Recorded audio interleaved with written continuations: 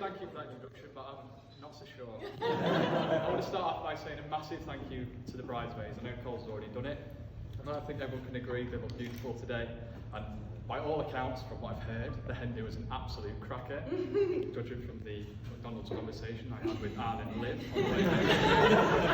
And obviously helping Steph get ready today. Steph, also I have to say a word for you. You look absolutely stunning today. And even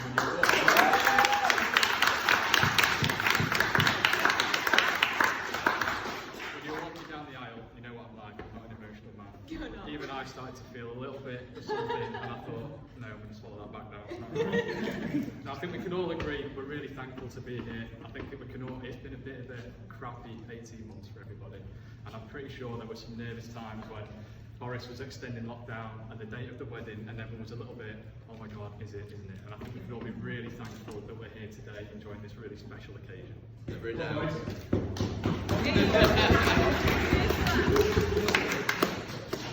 It did, however, make the stag do a pain. And what else made the stag do a pain was the stag decided to throw himself off a bike at 30 miles an hour 6 weeks before the stag do and 2 months before his wedding. So at this point, I'd just like a quick show of hands. How many of you know Richard Coles? Just a quick. Well, everyone in this room. Some people not admitting it, which I understand. So about a third of you. Okay.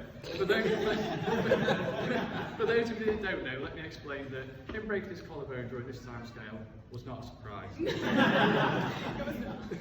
This is the man that on a team building, work day out, decided to throw himself down an inflatable slide, head first, with a 6-foot jump that was completely unnecessary, and dislocated his shoulder. A couple of years later, he decided to take, I think it was Jamie's invite, to have a game of rugby, a sport he'd not played for over 10 years at the time, not but a decade, pal. And lo and behold, dislocated his shoulder again, requiring surgery. So if you see him on the dance floor later on, yes. If you see him on the dance floor later on, he's more plates than his bones at this stage, so please do help him out.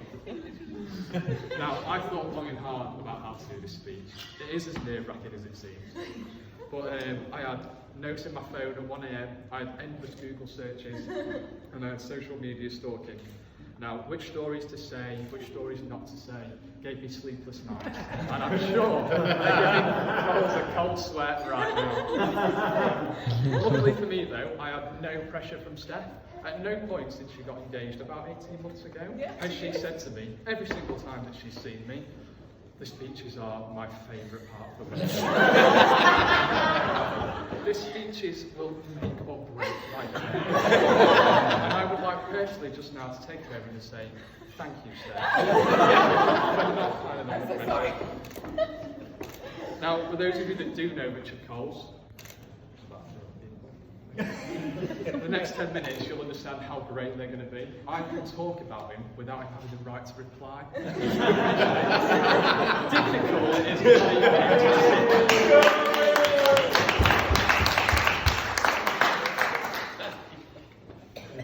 Now, I did think about writing a song, potentially a poem for this speech, but when I realised I've got no discernible creative talent, I decided to stick with a speech, and what I'm going to try and do is take a little bit of a friendship journey with the bride and groom.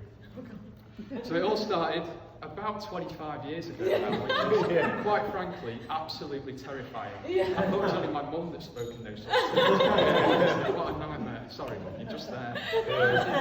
So we've known each other since we were 5 or 6 in those knee-high socks and shorts we used to wear at school. But as he said, we've not actually been friends since we only became friends when we were in 6th form, which was still a whopping 15 years ago.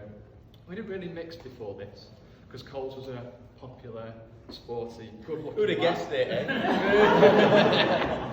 And I was a kid who walked around with a badge that said librarian.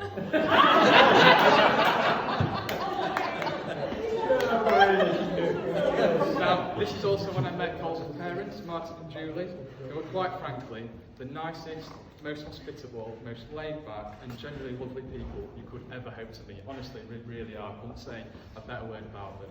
So it must be just as big a mystery to them as it is to me where it all went wrong.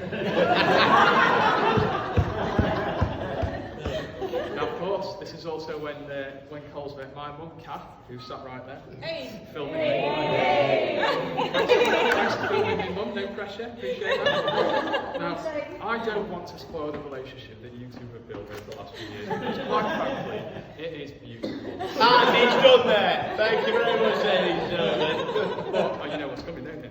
I don't want to spoil anything, but I have to say, mate, for years, Kath did wonder if you might be gay.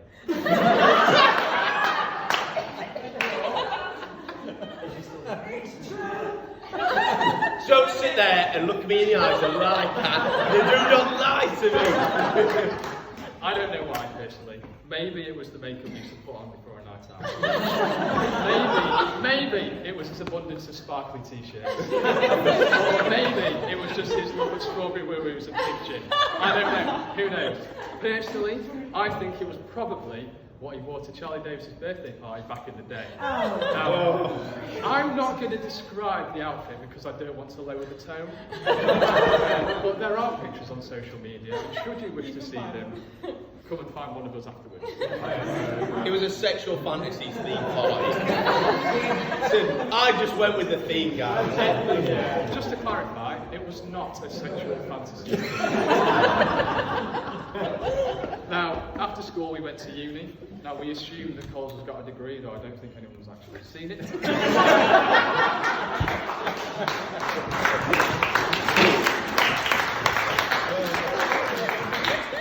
And this is where we developed our love of going out. I'm sure most of you who know us both, we absolutely love a night out.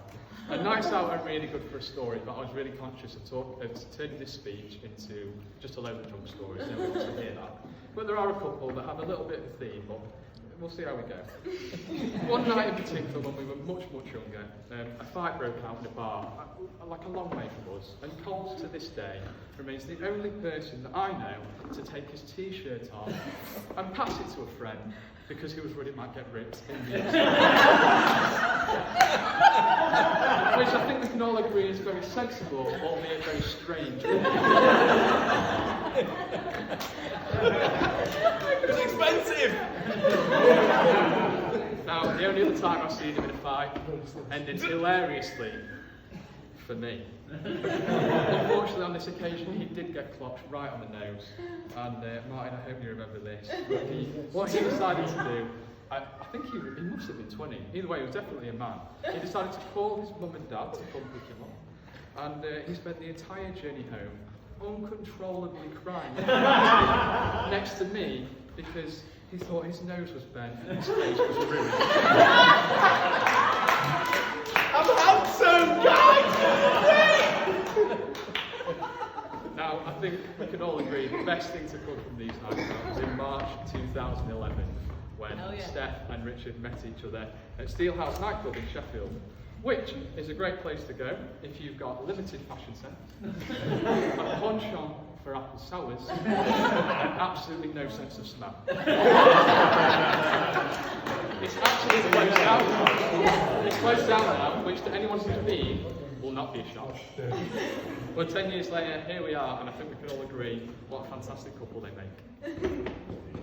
More recently, of course, Steph and Richard moved in together. But before this, me and Rich actually lived together for a couple of years. And one of these has been described as the best decision of his life. And the other was when he moved in with Steph. Now, when in Leeds, I think I saw a lot more, well, I did see a lot more of Steph. And also, a lot less of the chocolate that I bought for myself. I don't know where that went. But in all seriousness, this is when Steph and I think we probably became friends, and I realised what a super, super person she is. And also the only person with the patience to deal with. She's also, incidentally, the only person I know who can eat as much, as quickly, as their new husband. In fact, I think I saw you earlier when you were discussing your shared passions. I'm pretty sure you mouthed food. I did. Food and hang. Yeah. Often the three of us would sit down for a meal. In fairness, cooked by Coles, who's an incredible cook. I'd go get a drink. I'd come back to sit down, enjoy my friends. Those two both finished. It really was quite a sight. Now, more recently, of course, we've grown up. We don't go out every Saturday night anymore. we go on Fridays because we need 2 days to recover. And it's not for me to say whether on these occasions Coles throws up out of his bedroom window. I believe that's in your imagination. So it's a long way to the toilet, guys. Make your mind up, make your mind up. Now, Steph and Rich have settled into suburban life. They're on first name terms with the staff of the local co-op. They get incredibly angry when the foxes are too loud in their garden. And to date, Coles has only tried to burn down their entire garden once. If you want more of that story, you can tell from the group's reaction. There's more to that story.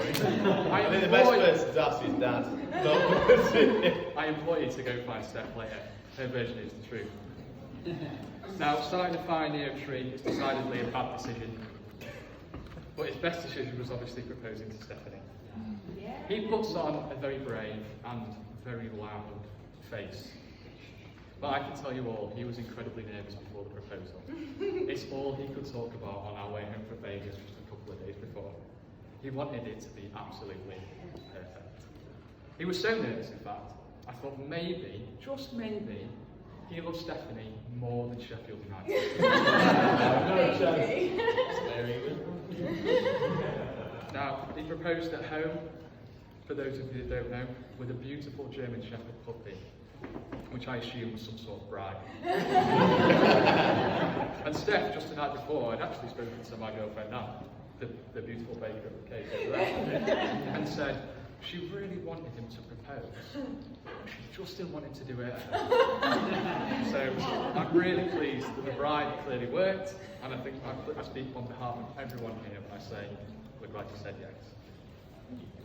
Now, I'm absolutely thrilled to see two of my best friends get married today. They're two people who are always there for you. They will always pick you up after a bad day. They are incredibly generous people, and they're incredibly fun as well as being astonishingly extra.